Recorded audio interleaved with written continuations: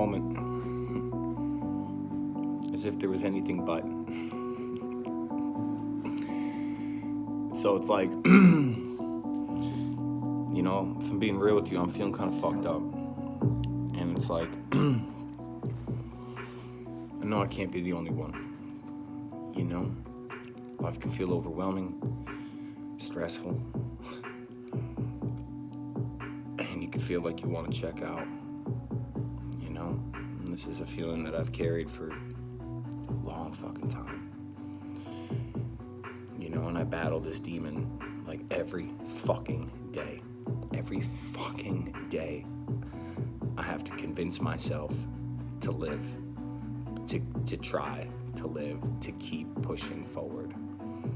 My mother used to always say, don't give up before the miracle happens.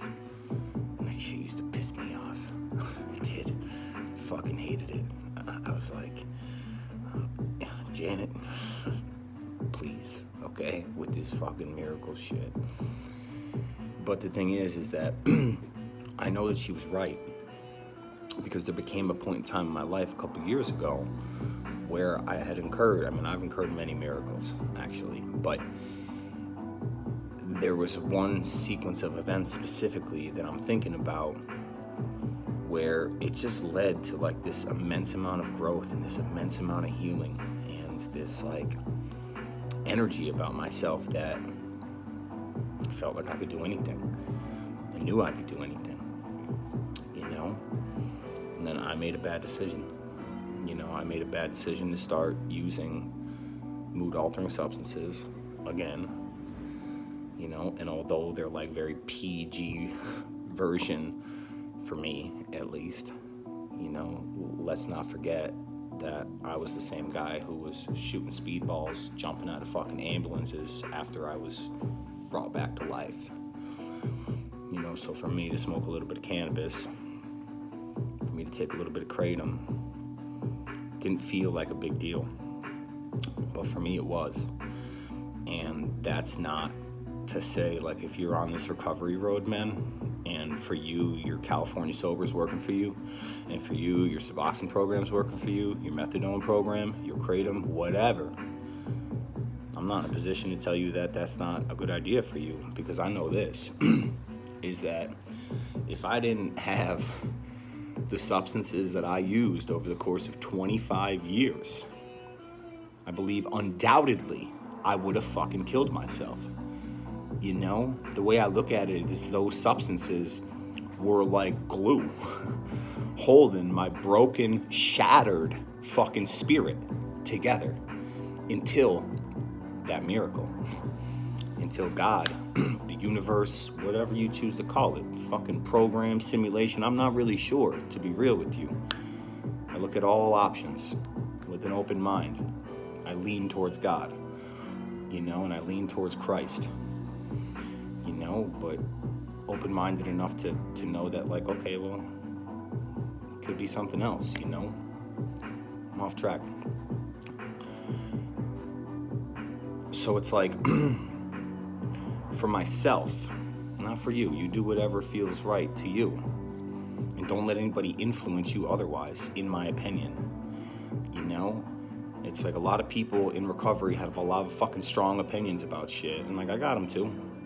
You know? And I feel as though this like one-size-fits-all approach, trying to shove people, that's like trying to put a square peg in a circle hole. It's like, it doesn't work for everybody like that. You know, some people need more, you know, and the basic text does say that, you know, but yet, like, sometimes, like, I know for myself, you know, there's a specific meeting that I stopped going to, because when I was sharing my opinions and expressing myself based on my experience of 25 years, I was getting met with this, like, resistance from this person I have a lot of love and respect for, from this like tough love mentality, you know, and I don't think they were trying to come at me with malice and invoke feelings of shame, and according to, you know, some fourth step philosophy, nobody can make me feel a certain way. That's on me. My reaction is on me, you know. But I know that that's how I was feeling based on the energy that I was receiving. And I just decided I don't want to fucking feel like that. You know, I don't know about you, but if you're in recovery and you've battled with this thing for years, there's enough shame and guilt that comes along with that as a byproduct of just a life in addiction, you know? So like when I'm going to a place for recovery, I know that I don't want to feel like that. And if you think that focusing on the shame and guilt aspect of it is conducive to recovery, well, then we could respectfully agree to disagree. You know, I do not believe there is any value in that. And that doesn't mean that we stick our head in the sands and la la la la la la. And I know what the fuck it was. I remember my fucking life. I don't need you to fucking remind me. And I don't need other people to tell me how sick they think I am. Because they think they're sick. You know? I personally believe that there is a way to heal from this. And that's not to say that we could maybe, you know, the great obsession. It's not to say that we could use or drink successfully. I don't know. Strong evidence indicates that we can't. I'm just going to say it like that.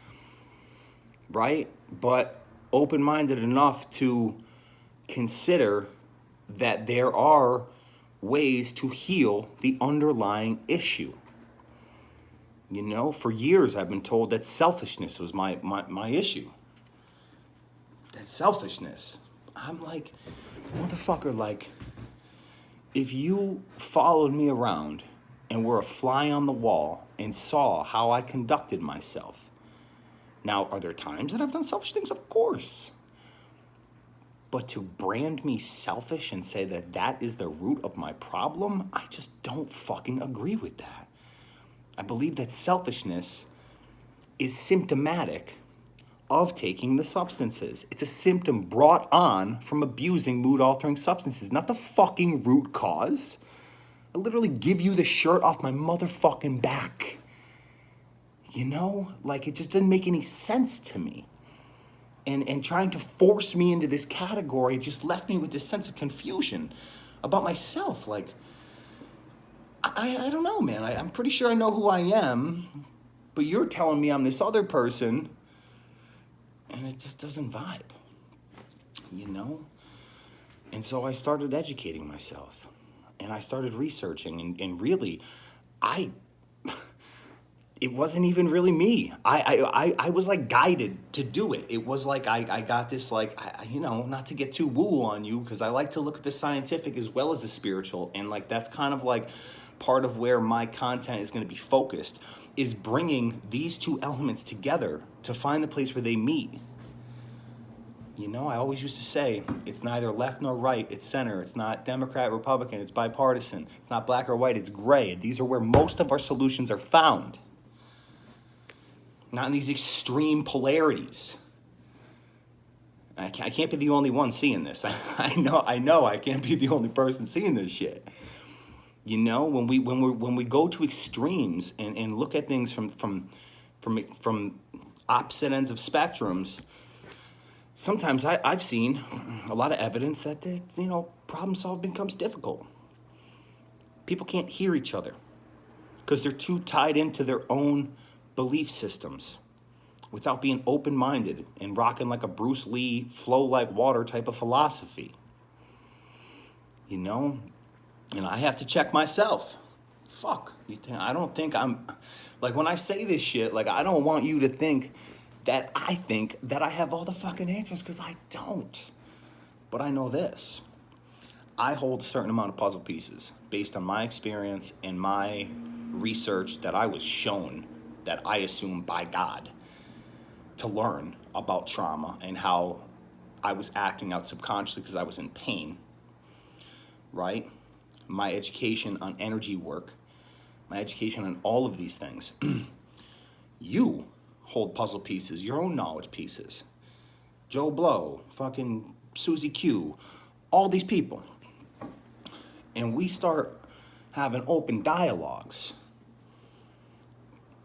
without anger, without this place of feeling like like the need to defend the honor of the traditional system that has worked, okay, better than anything else for sure, prior to like 1935-ish, like people just went insane. So thank God for it, for sure. But it's also almost 100 years later.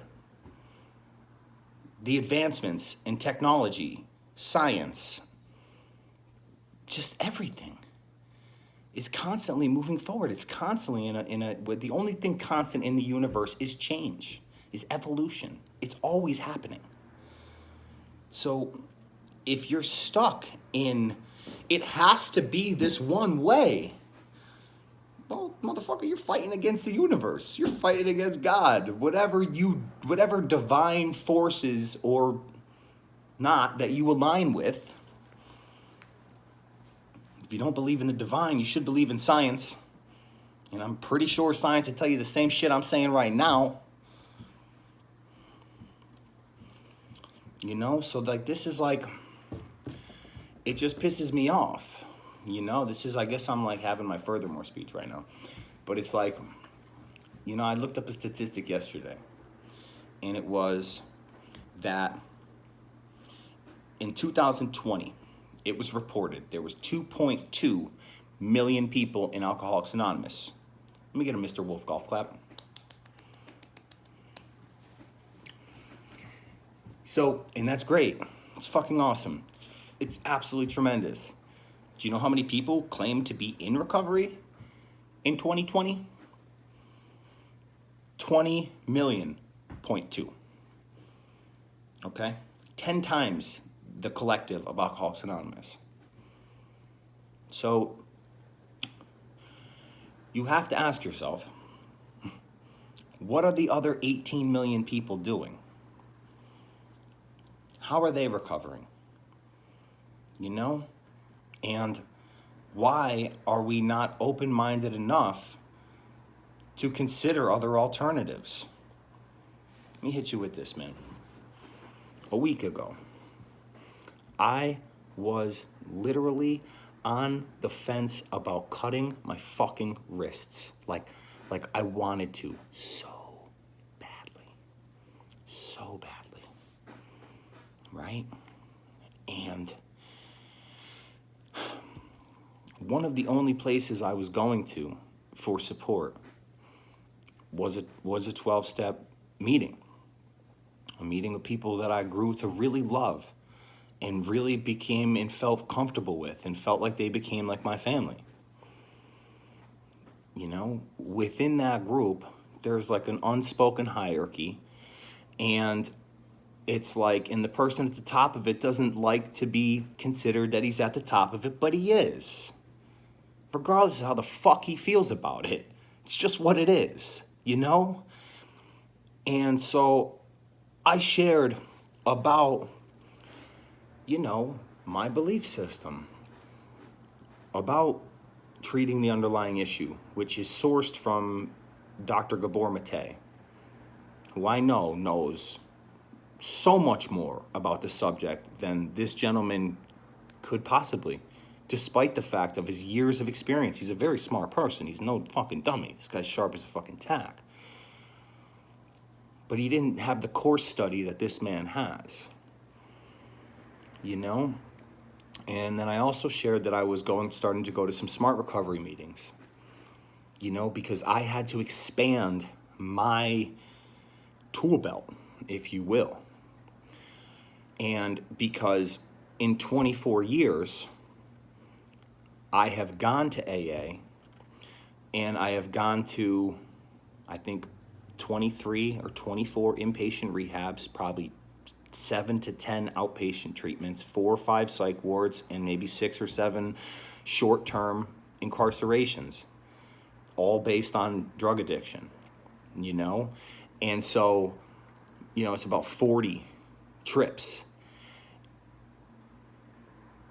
on top of, I don't know, 100, 150 desire chips. And for those of us not familiar with that, that is the initial yellow chip you get when you walk through the door and you claim your desire to want to be sober. phrase that gets thrown around a lot in the rooms is a quote from Einstein. Repeating the same thing, expecting different results is the definition of insanity. Right? And they use that in relation to like, oh, you think you're going to control your addiction? You think you're going to control your using? Well, how has that worked out for you the other 149 times? And I would say to them, not well. But my new counter is the 149 desire chips that I had, the 15 different sponsors, the multiple times that I did the steps, only completed once and really not even all the way completed. So I have to be open-minded enough to say, all right, yeah, you went through them, you got through them, you were practicing them, you didn't make every amends, you didn't do, you know what I mean? It's like there's a lot of work that goes into that, you know, and I just didn't make it to that point. You know, I made it to the 7-month mark, which is my world record of sober time in 25 years. I have been trying to get sober since I'm 15 years old. Well, maybe like 20. I wasn't really trying at 15. That was more of like you were going to die and, you know, you had to go to treatment. It was more of an oil change type of situation for sure. And so, you know, and as I say this, I'm not talking about replacing the steps. I'm actually integrating them in. I'm using them in addition to studying other modalities and taking information from all of them. And the part that really pissed me off and pushed me out of a fucking meeting, pushed me out of one of the places that I could only push myself out. Let me take accountability. My reaction. But I also, as discussed before, I don't want to feel like shame. I'm ready to slice my fucking wrist a week ago. You know, you think that I want to open my mouth and express myself, and I'm not the smartest guy in the world, but I'm not the dumbest either. And it's like, if I can't have a safe place to express some ideas and concepts that I know could be beneficial to other people as well, then what the fuck are we doing here? What the fuck are we doing? Do we want to pretend like 85% of people that attempt to do these programs don't have success with it? And what, the 15% that make it, roughly, it's hard to find accurate statistics because of the anonymous element of it. I mean, addiction is a very complex issue. And so that's not a knock on the program. It's just that it's a complicated fucking issue.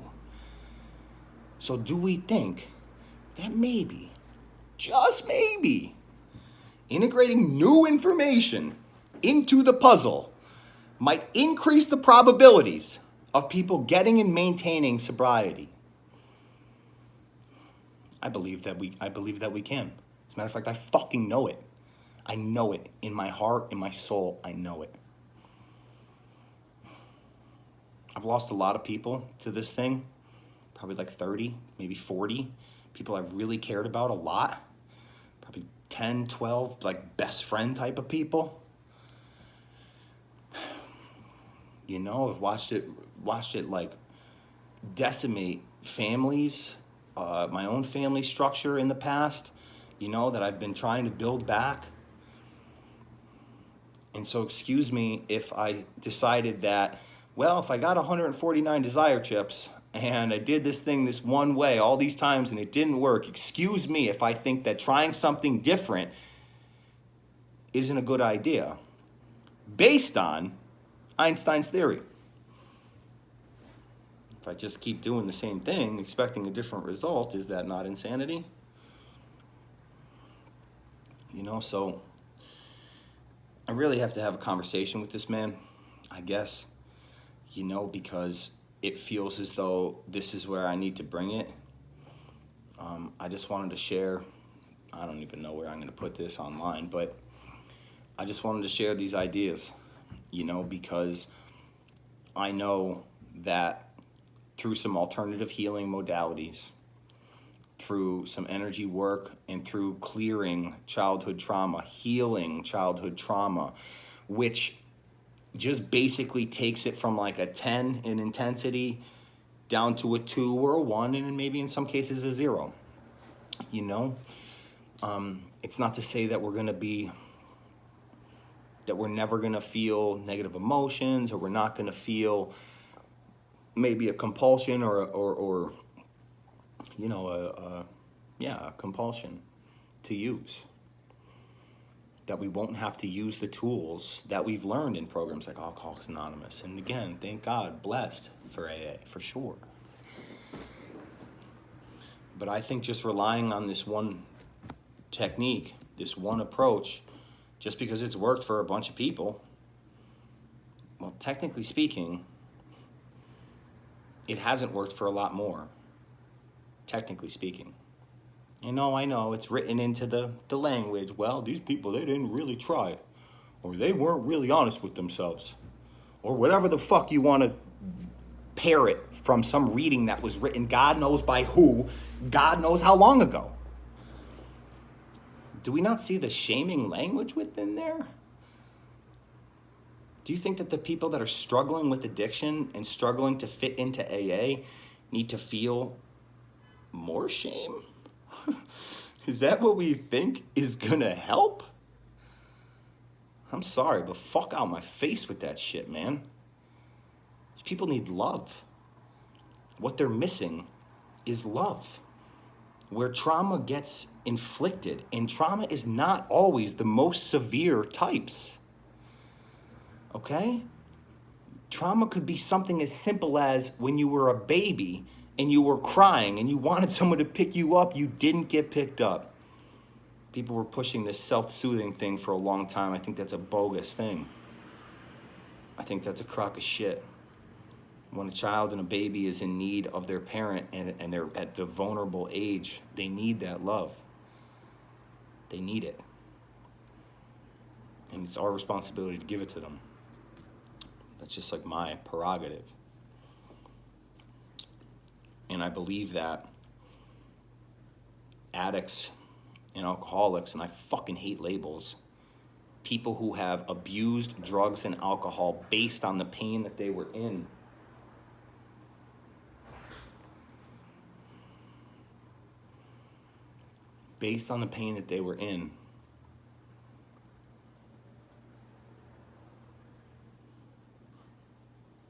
need love. I'm sorry. Somebody just opened my door and closed it, and it distracted me momentarily. They're missing love. They don't need to be told to pull their fucking bootstraps up. And in some cases, they'll have to do that, yeah. But like, particularly at the beginning, one of the best quotes and best cliches that I've ever heard within the rooms, I think, well, there's two, but, well, there's a bunch actually, but one of the best that I'd like to quote right now is in the rooms they tell you that we'll love you until you could learn to love yourself. That's what's needed, in my humble opinion. But what do I know? I haven't been sober for longer than 7 months. So I'm going to continue to study and continue to search while doing what's taught in that program, and implementing what is taught in other programs, and implementing some childhood trauma techniques, clearing and healing, which I've been doing for the past 3 years. And it's had a profound shift in who I am as a person, in how I react to situations, in how I react to triggers. It hasn't been perfect, but I tell you what, it's been just about 3 years, I guess it was 2 years ago. I was going through a really hard breakup. This girl of my dreams, career of my dreams, it was everything all wrapped into one. Got me out of the area. It was everything that I had always wanted. I self-destructed. Things didn't play out with us.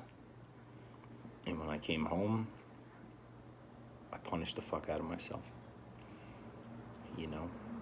And actually right over there, or actually right about here, it's on the ground right here, I shot heroin for the first time in about 5 years. And as I turned to a stranger that I had just met that day, one of my other friends, was here, but he was kind of incapacitated in a way. And I turned to this stranger that he had brought, handed him 2 canisters of Narcan and said, dude, do you got me? You want to talk about faith? Because like I wanted to die, but I didn't really want to die.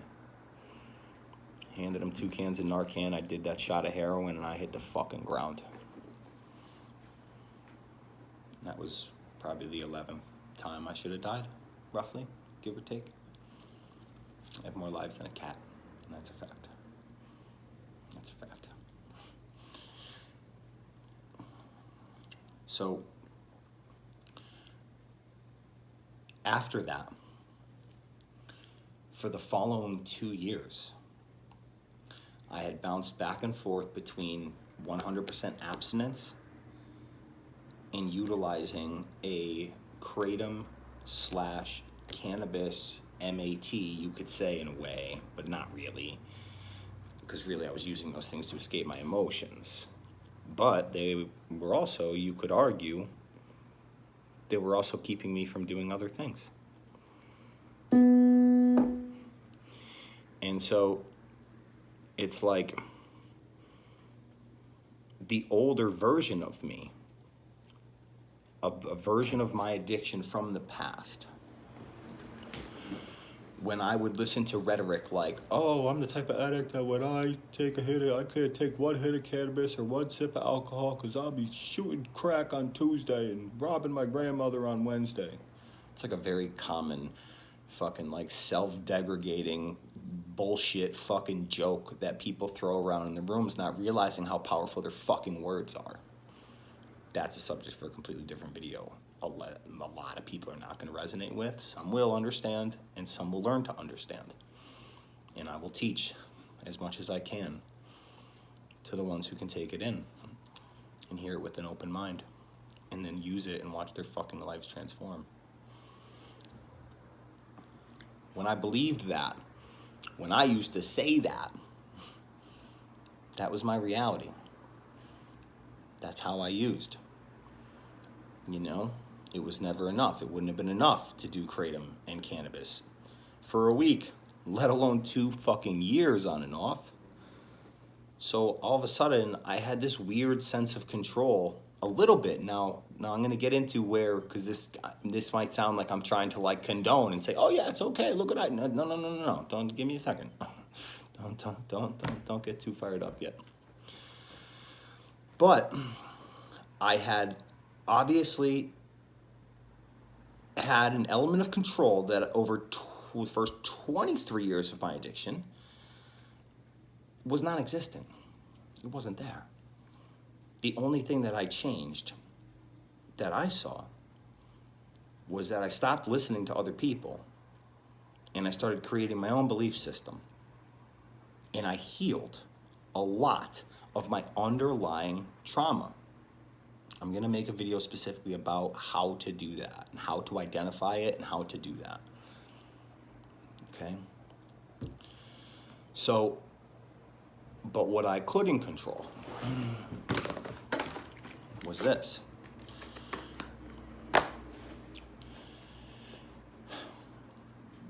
I had drank like 5 times over the course of a year. Just not problematic at all. I was never really a big drinker, you know. It's a depressant, and I don't need any help with that. Right? So, and I don't like the way it makes me feel, typically. The kratom and cannabis I used very sparingly for a while. Okay? And actually the cannabis I used sparingly right all the way through. I'm talking about I was taking like 1, maybe 2 hits of flower a day. Now, to put it in perspective, there was a time where I was doing like 30 plus dabs a day. And for those of us who don't know what the fuck that means, let me break it down for you. Flower ranges from about 13 to 25, 30% at its absolute maximum potency in today's market. The weed your grandfather used to smoke and your parents smoked were like 7%. Dabs, on the other hand, range from like 70 to 99%. The stuff that I typically had ranged from like 90 up. So I was taking 30 dabs a day at 90% potency versus the last 2 years where I was taking 1 or 2 hits of like a 22% cannabis, 22% potency of THC content. That is the active ingredient. That is the psychoactive ingredient that crosses the blood-brain barrier that makes you feel all fucking stony Maroni. The disease concept and the ideology thrown around within the rooms tells me that that's not even possible. It says there's short periods of time of control or whatever, but for me, 2 years is not no short fucking period. You know, and then it always says, and then it said it was always followed by worse.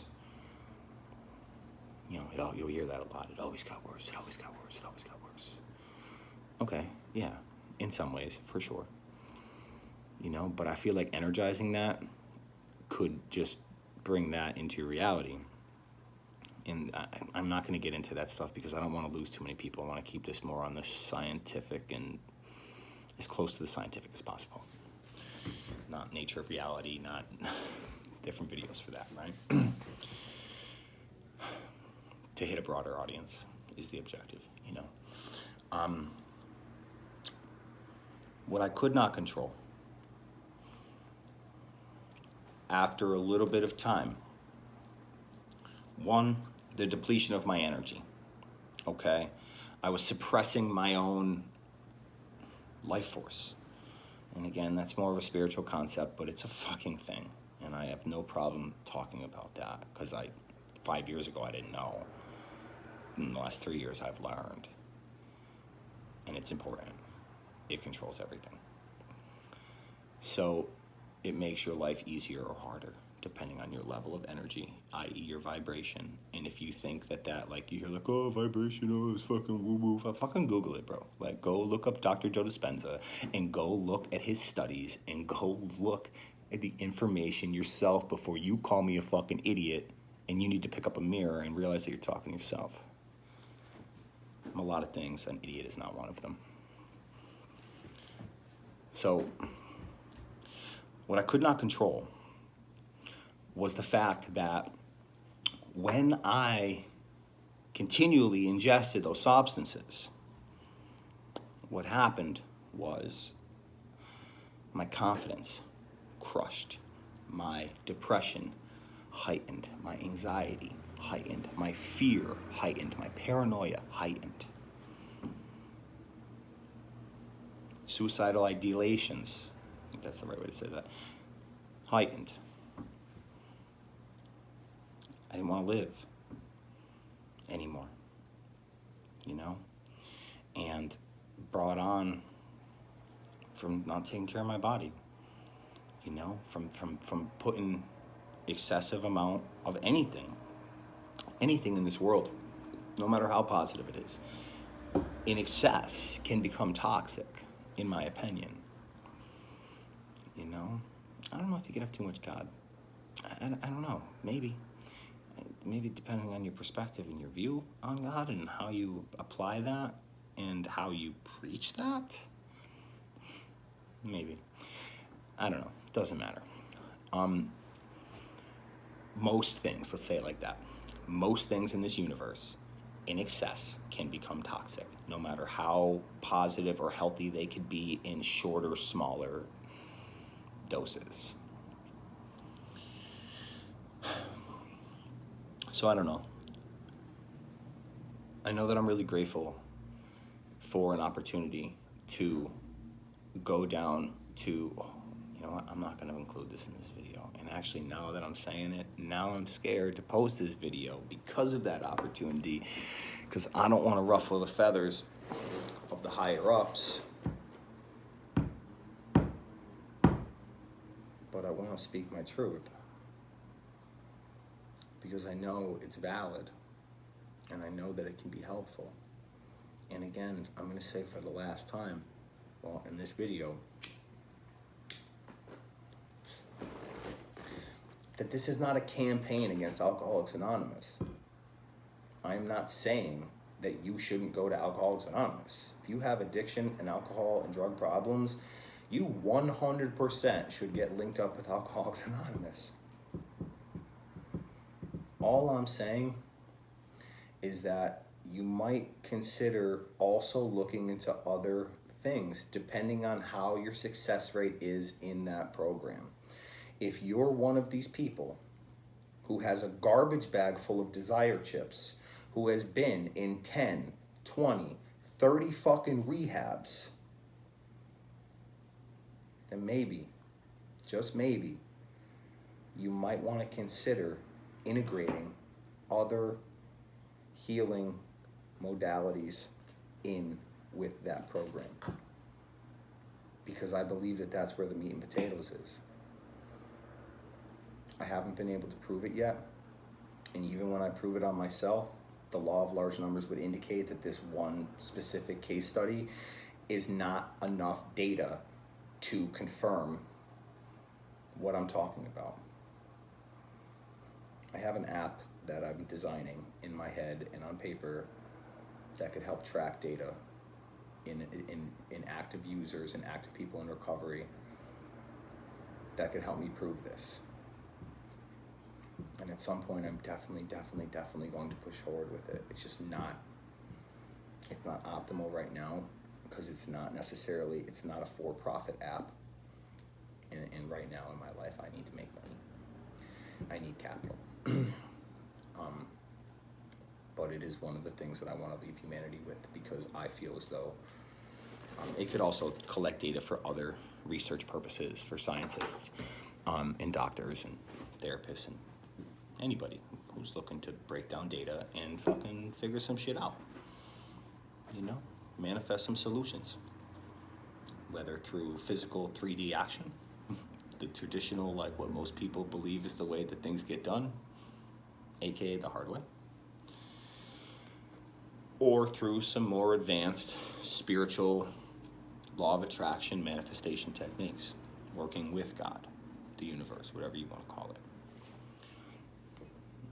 I'm going to be doing a little bit of both, leaning more towards the latter because I'm kind of lazy. Know your weaknesses, know your strengths. You know, I know who I am. You know, it's only been a couple years now, but it feels good to get a better understanding of who the fuck I am. And it turns out that it's not the person that pretty much anybody else ever tried to tell me I was. And I would seriously ask you to take a look at that for your own purposes.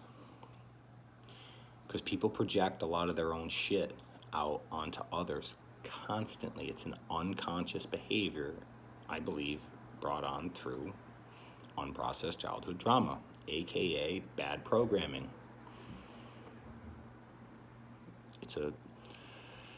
It's like a corrupted file.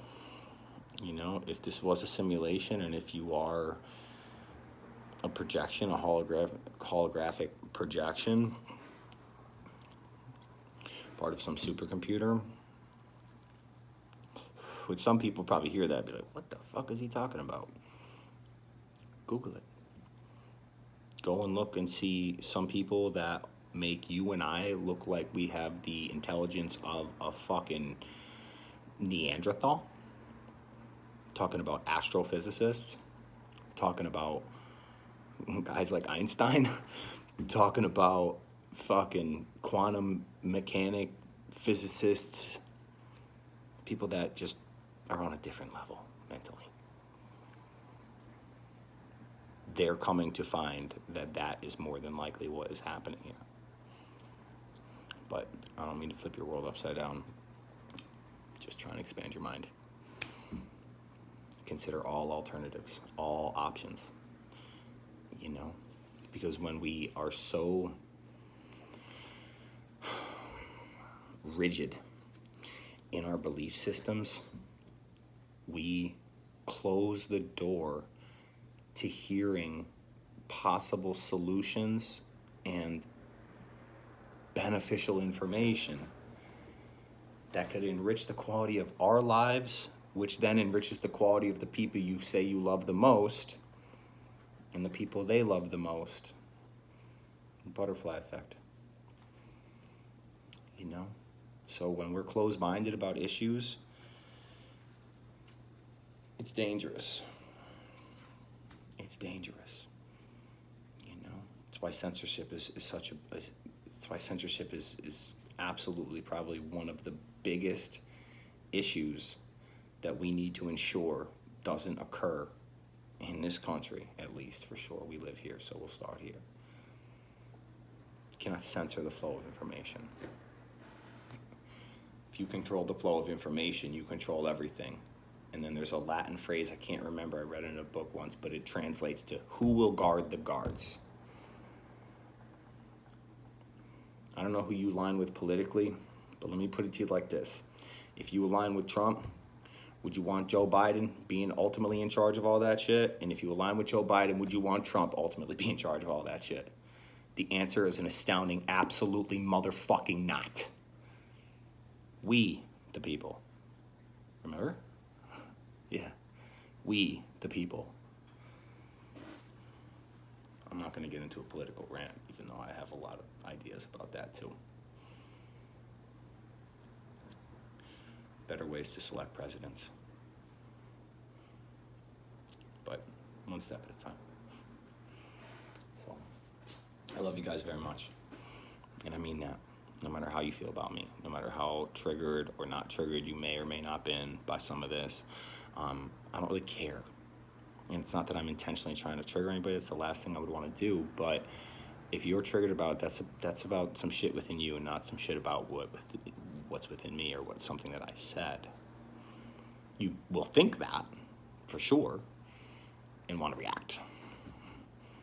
But if you do some deep soul searching, you will undoubtedly find that there is some faulty program within you somewhere, some kind of lie that you believe, some self-limiting belief, some trauma installation that is kind of like edging you to react a certain way. I know for me that was a tough pill to swallow at first. So I approach this with compassion, understanding, and empathy. All right. I love you guys very much. Have a wonderful day. We do recover.